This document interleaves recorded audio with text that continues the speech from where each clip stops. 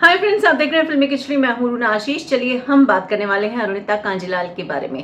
Friends, Lata ji का जन्मदिन 28 तारीख का होता है और देखिए तो कोइंसिडेंट, देखिए तो संयोग, मैं कल उस एरिया में ही थी और वहीं पर काम करने के लिए गई थी। एक नई जिम्मेदारी कंधों पर आई है, उसे निभाने के लिए गई थी। और जब मैं उस एरिया से गुजर भी रही थी, मैंने कहा जैसे ही काम ख़त्म होता है मैं इसको शूट करूँगी और लता जी की एक बार आपको याद ज़रूर दिलाऊंगी। 28 तारीख को मेरी तरफ से लता जी को शत शत नमन है। उनके जैसा कभी ना कोई हुआ है, न होगा। लेकिन फिर भी कुछ ऐसे कलाकार हो जाते हैं जो आपके दिल में ना लता जी की याद ऐसे छेड़ कर जाते हैं कि ऐसा लगता है कि अरे वाह, लता जी का एक इससे अगर इस व्यक्ति को कह दिया जाए कि वो लता जी की मार्ग पर चल रही है तो गलत नहीं होगा। तो ऐसे में मुझे अरुणिता कांजीलाल की डेफिनेटली याद आती है। Certainly I miss Shreya also, and now I think Arunita is also there, जो कि लता जी की राह पर चल रही है, क्योंकि आवाज़ में मीठापन बहुत ज़्यादा है इसकी। ओके, अब फ्रेंड्स हुआ ये कि उनकी माता जी ने, जो शर्बानी जी हैं, उन्होंने एक वीडियो भी लता मंगेशकर का गाया हुआ एक गाना है चिट्ठिए, फिल्म हिना का गाना है, रविंद्र जैन जी इनका संगीत है। तो चिट्ठिए गाना गाते हुए अरुणिता की कुछ वीडियो कुछ पोस्ट किया है और वो मैं सुनते मुझे बहुत अच्छा लग रहा था। मैंने कहा इस पे तो स्टोरी बनती है। वैसे तो लता मंगेशकर जी के कई सारे गाने गाए हैं अरुणिता ने, जिसकी कोई लिमिट नहीं। मतलब मेरे लिए बड़ा डिफिकल्ट हो जाता है कि ये वाला लता जी का गाना अच्छे से गाया कि वो वाला अच्छे से गाया। दोनों में मैं बड़ी कंफ्यूज हो जाती हूँ। लेकिन फिर भी मुझे ऐसा लगता है कि कुछ एक गानों की आवाज़ जिसमें मुझे बहुत ज़्यादा अच्छी लगी है अरुणिता की, वो डेफिनेटली बताऊँ। हालांकि यहाँ पर मैं एक बार जिक्र करना चाहूँगी, चिट्ठी ये वाला गाना राज कपूर जी का स्पेशल जो हुआ था उसमें दानिश ने भी गाया था और वो भी बहुत उम्दा गाया था। बहुत ही सुरीले में और बहुत ही हाई पिच का सॉन्ग है ये, और वो बहुत माइंड ब्लोइंग गाया था।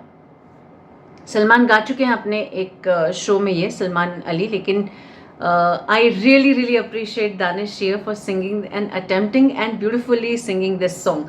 सो coming back to Arunita, friends, कुछ एक सॉन्ग्स जो मुझे बहुत अच्छे लगते हैं। तो सबसे पहले तो नाम मैं मन क्यों बहका का लेना चाहती हूँ, क्योंकि लता जी, आशा जी, इन दोनों की बेहतरीन आवाज़ से सजा हुआ ये गाना है, जिसे अरुणिता कांजीलाल और साइली कामरे ने गाया था। अरुणिता जहाँ पर लता जी के वर्डिंग्स गा रही थी, वहीं पर आशा जी के जो है वो वर्डिंग्स साइली गा रही थी।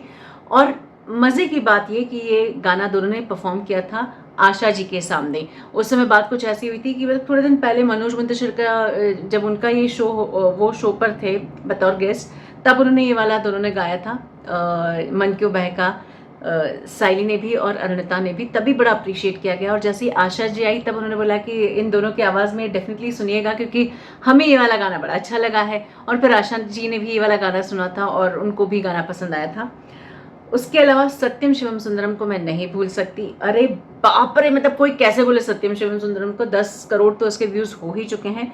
लेकिन एट द सेम टाइम आपने कभी उसका ऑर्केस्ट्रा में जब सत्यम शिवम सुंदरम अरुणिता ने गाया था, आई मीन यहाँ पर लक्ष्मीकांत प्यारेलाल जी के जो प्यारेलाल जी हैं वो सपत्नी वहाँ पर बैठे हुए थे, जो गिरीश दादा हैं वो ऑर्केस्ट्रा में वो बैठे थे, पवनदीप जो है वो ढोलक बजा रहा था, ऑर्केस्ट्रा पूरा सजा हुआ था। एंड ऐसे में Satyam Shivam by Arunita mind blowing है। अगर ये वाला गाना आपको अरुणिता की आवाज़ में बहुत पसंद आता है तो जो ऑर्केस्ट्रा के साथ गाया हुआ है वो वाला डेफिनेटली सुनिएगा, मिस मत कीजिएगा।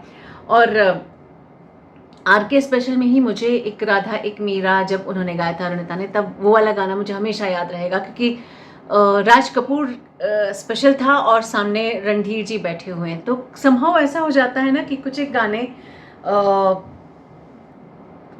मतलब कुछ गाने ऐसे सुंदर तरीके से गा जाती है अरुणिता, और सामने उसी गाने से रिलेटेड कोई व्यक्ति बैठा होता है। और मज़े की बात ये आ जाती है कि जब ऐसा कोई व्यक्ति सामने बैठा हो तब किसी कलाकार को वो गाना परफॉर्म करना है, किस प्रेशर में करता होगा मुझे सर्टनली नहीं मालूम है। लेकिन ये 3 गानों का जिक्र, यानी चिट्ठी का, फिर सत्यम शिवम का और मन क्यों बहका का, मुझे ऐसा लगा कि लता मंगेशकर जी के बर्थडे के एक दिन बाद मैं स्टोरी पोस्ट करी, because yesterday certainly I was at some other place. कुछ ड्यूटीज़ निभा रही थी मैं भारतीय सरकार के लिए। तो डेफिनेटली वो जो 28 तारीख कि एक स्टोरी बनती है। और फ्रेंड्स, ऐसे में आपको याद दिलाने की ज़रूरत तो नहीं है ना कि कैसे लता मंगेशकर जी ने अपनी गुड विशेस, अपना आशीर्वाद आशा जी के थ्रू उन तक पहुंचाया था। अरुणिता ने जब पहली बार मंजूर दिल के लिए यानी ऑक्टोपस एंटरटेनमेंट के लिए गाना रिकॉर्ड भी किया था, तब यशराज में उन्होंने कई सारे पिक्चर्स लता जी के साथ लिए थे। वो पिक्चर्स भी बड़े ही मनमोहक रहे हैं। सच में ऐसा लगता है कि कहीं लता जी ना जिस भी नक्षत्र में है, जिस भी आकाश गंगा में है, जो भी तारा बनकर वो है, किसी भी रूप में अगर इस पूरी सृष्टि में है, तो वो अरुणिता तक अपना आशीर्वाद पहुंचा रही हूँ। वो नई जनरेशन में सारे मेहनती और सुंदर गायिकाओं को अपना आशीर्वाद दे रही हूँ, ऐसी मेरी ईश्वर से प्रार्थना है। अब आप मुझे बताइए, अरुणिता की आवाज़ में लता जी का कौन सा गाना आपको और भी पसंद आता है इन गानों के अलावा? ज़रा लिख कर बताइएगा। जय हिंद।